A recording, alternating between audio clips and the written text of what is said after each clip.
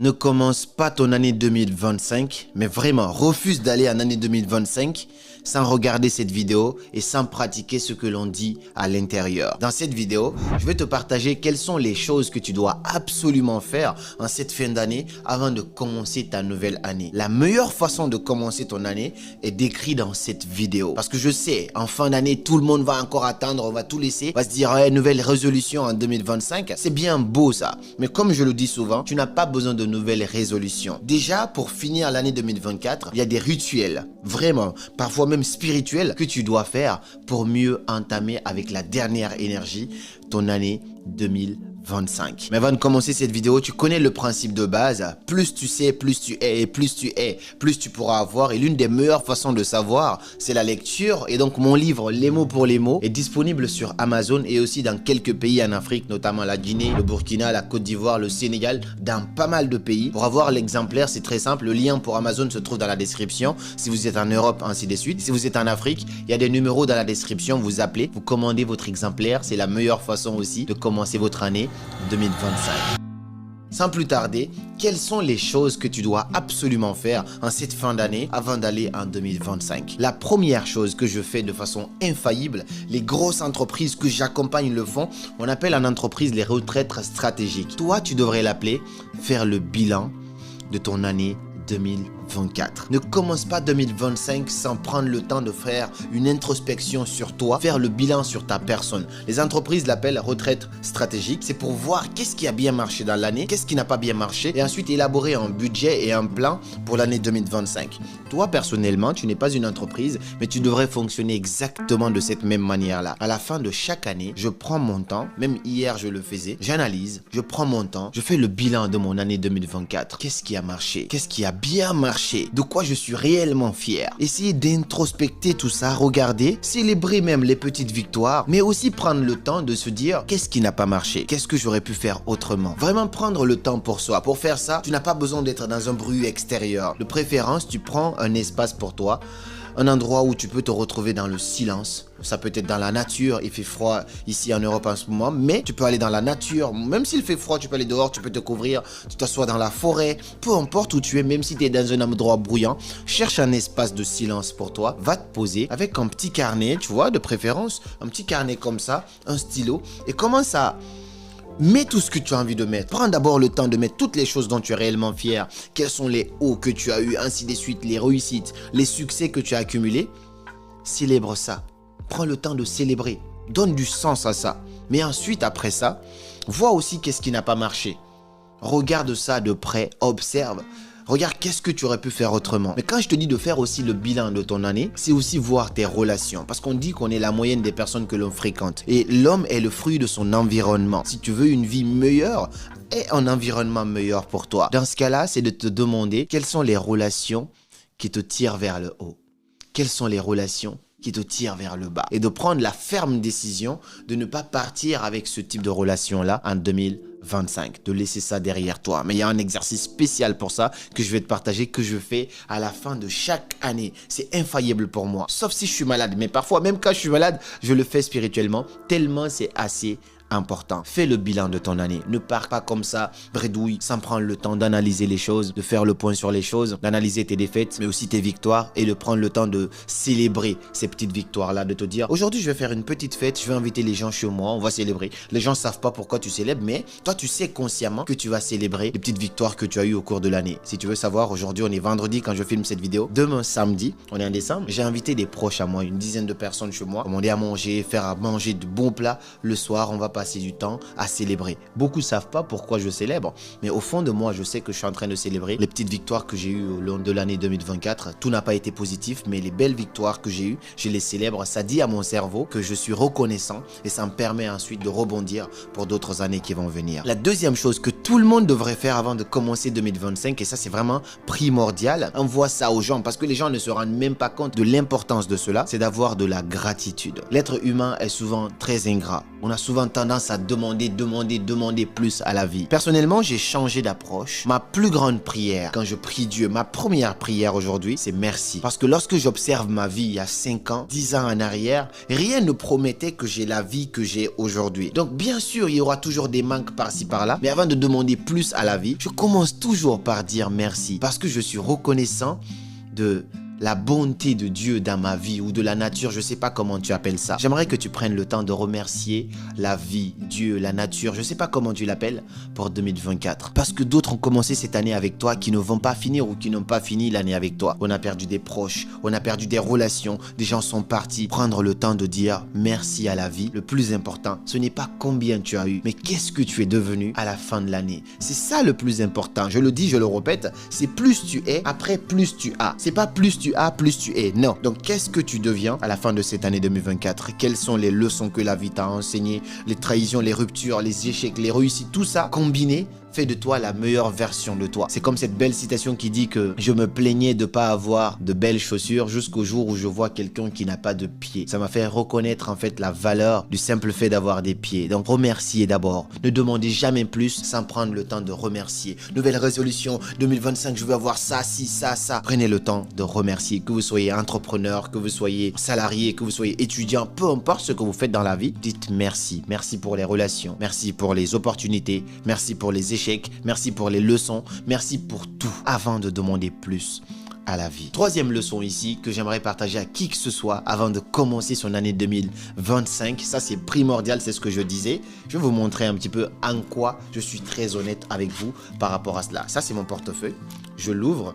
Il y a forcément une petite poche quelque part avec un petit bout de papier. Ce petit bout de papier, je le sors, vous allez voir. Dans ce petit bout de papier, il y a marqué ici 2024. Je vais vous expliquer déjà comment je fais ça. Donc, c'est un petit bout de papier où je mets tous mes objectifs de l'année 2024. Là, j'étais tellement motivé que j'ai mis 2 petites pages. Mais après, c'est une petite feuille. Ce que je conseille à qui que ce soit de faire, c'est que vous devez déjà avoir ça avant d'être là où j'en suis là. Avant d'être même devant cette vidéo, vous devez avoir ça. C'est-à-dire au début de chaque année, vous devez mettre vos objectifs. Mais avant de faire ça, je vais vous donner l'exercice en complet. Ça, c'est des choses que je partage en formation, en conférence. Je vous fais ce cadeau-là parce que j'ai envie d'être très généreux, parce que c'est mon retour aussi petit à petit sur la chaîne. Et donc, c'est quoi? À la fin de l'année, avec des amis si tu veux, avec ton amoureux ou ton amoureuse si tu veux, prends le temps de prendre une feuille, de noter, ça c'est vraiment ce qu'on appelle la partie spirituelle avant de commencer ton année. Tu vas noter sur une feuille tout ce que tu as envie de laisser derrière toi pour l'année 2024. Toutes les choses que tu n'as pas aimées durant cette année 2024, toutes les choses dont tu es vraiment conscient, tu te dis, je ne dois pas partir avec cette énergie, avec cette philosophie, avec cet entourage. En 2025, eh bien, il faut que tu mettes ça sur une feuille. Je n'ai plus jamais envie de traîner avec telle personne. Je ne vais plus jamais mettre pied dans tel endroit. Je sais que c'est pas bien d'être dans la négativité, mais mets toutes les choses que tu n'as pas aimées, toutes les choses que tu aimerais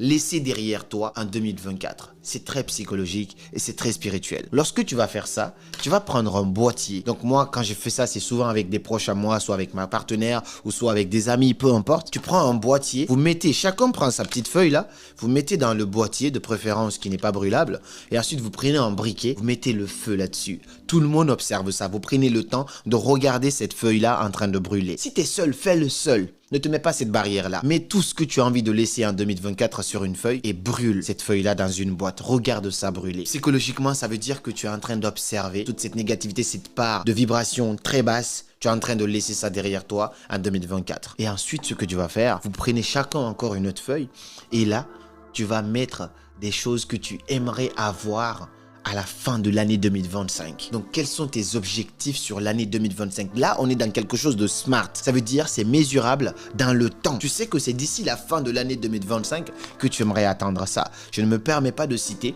mais tu vas mettre ici tes objectifs financiers, tu vas mettre tes objectifs relationnels, tu vas mettre tout ce que tu aimerais, même la couleur de cheveux de ta future partenaire, tu peux mettre là-dessus. Tu essayes d'être dans la loi d'attraction, mais là, c'est dans la loi d'attraction la plus concrète possible parce que tu ne dis pas je veux, j'ai. Est-ce que c'est différent? Oui.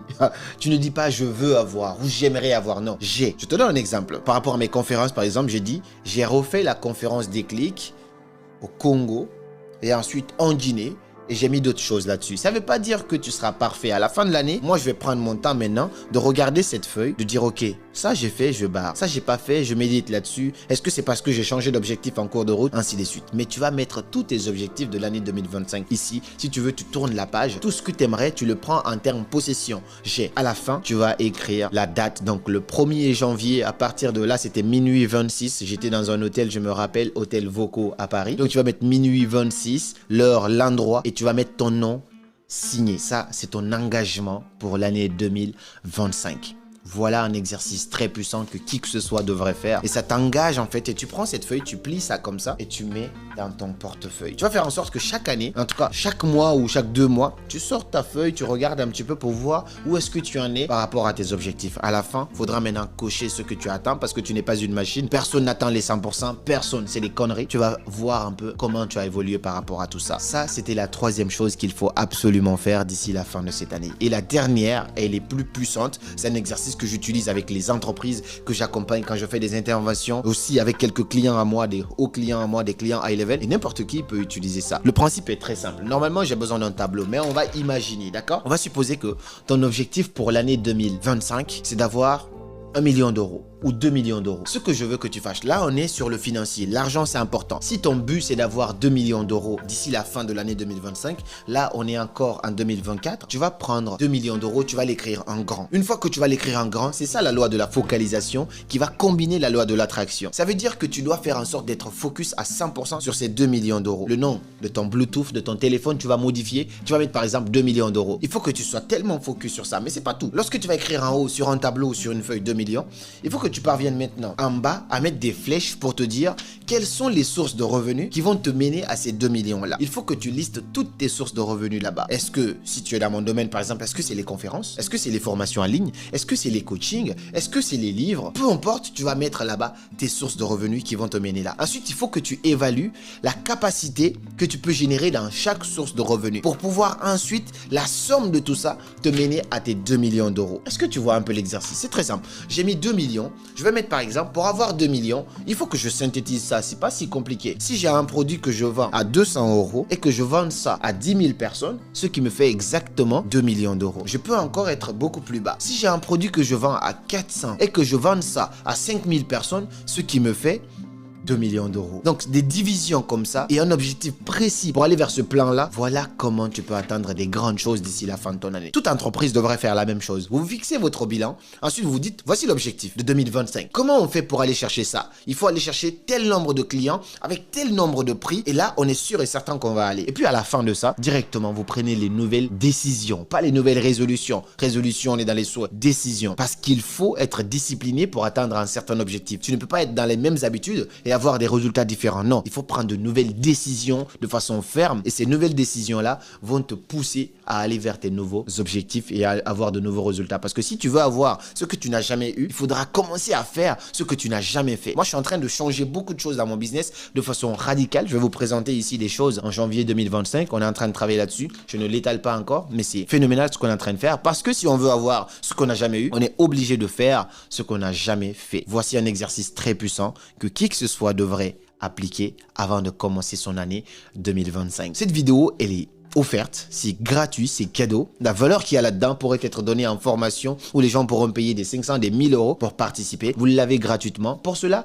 la seule contrepartie, elle est très simple, c'est de partager cette vidéo à quelqu'un à qui ça peut vraiment servir. Ne garde pas une pierre précieuse comme ça pour toi toute seule. Partage la vidéo à quelqu'un dans un groupe auprès de ta famille. Fais en sorte que 2025 soit votre année à chacun de vous. Il suffit d'une simple décision pour 2025 pour faire de cette année-là ton année et l'année de ta révélation. Voici pour moi ce que je voulais vous partager dans cette vidéo. Je vous mets un lien dans la description qui vous permet de prendre un rendez-vous avec moi si vous voulez par exemple accéder à mes formations, soit sur la création de contenu pour lancer votre business grâce aux réseaux sociaux. Si vous avez aussi besoin de travailler votre art oratoire, on est en train de travailler sur un programme phénoménal qui va vous permettre de prendre la parole, de fasciner un grand public et même de devenir riche grâce à la parole. Comment mieux manier la parole, la communication, les clés, les bases fondamentales qui m'ont permis aujourd'hui de faire des centaines de conférences un petit peu partout dans le monde et aussi de remplir des salles de milliers de personnes. Je partage toutes ces clés-là dans cette formation. Ça va arriver très bientôt en 2025. Et puis moi, je vous dis à très bientôt pour une nouvelle vidéo. Et comme toujours, c'était Karamo. Suivez vos rêves. Ils connaissent le chemin.